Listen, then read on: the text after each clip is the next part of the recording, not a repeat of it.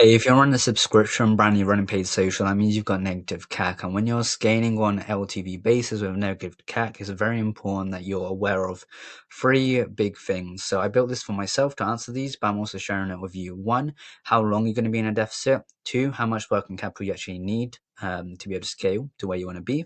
And three, what happens when you start changing or improving any of your metrics, such as average revenue per user, churn rates, etc.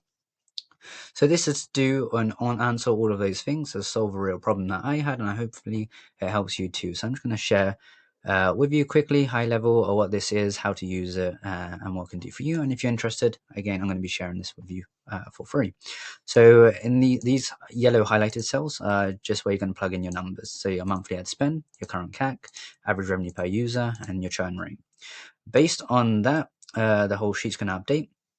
And you can see in this case, so if you're looking to spend 120K and your economics are, you've got $40 CAC and you've got $20 average revenue per user and you've got churn rate of 12%. You can see in month one, you're going to spend 120K, you're going to get 60K in MRR, in new MRR, and you're going to be at a loss of about 60K. Now, obviously in a SaaS case, this is specifically for a SaaS case, but you can also do it in the CBG case as well scenario. Just obviously plug in your numbers, whatever your cogs are, etc. But let's keep it simple. You're going to be at a loss in month one, so your cumulative cash flow is going to be minus 60K in the first month. Then it goes up to the minus 67.2K, but then you see it starts going down, and this is how you scale on an LTV basis with negative CAC. But that means you are going to have a maximum working capital, or at least a minimum working capital of 67.2K. That's how much cash is required to actually scale this business's economics to 120K a month.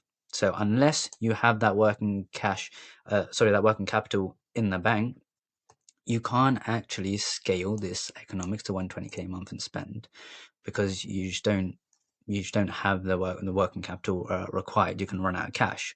So this gives me at least peace of mind as to whether or not I can scale, and if it's going to be tight, for example, on payroll or wherever else.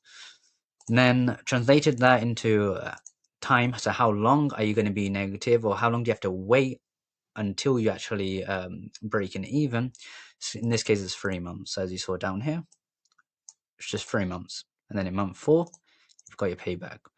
So it doesn't take very long in this case to obviously get your payback, and you know how long you're gonna have to wait, and then also how much working capital is required. Now, the steady state profit is basically you're gonna hit an equilibrium at some point. So in this case, you can see if you scroll all the way down, eventually profit per month becomes 380K, and that is going to be the same because the MRR goes horizontal here, the growth curve, and your cumulative cash position does keep growing, obviously, unless you reinvest it or whatever. And then on the side here, just highlight, these are some investor metrics that you can pull from this sheet. They're not all the investor metrics that you need, but it can be helpful to know. So I just like having it in this sheet too. So what my current LTV is, what my LTV to CAC is, to make sure it's healthy, how many customers we're expecting per month, and how much new MRR is that every month, and then obviously the steady state. So this is whatever customer base you're currently on, this is where you're going to end up at if you maintain these numbers that you popped in here. So I hope this helps. Again, I'm going to share it below in the comments, so just make a copy, plug in your numbers, and enjoy.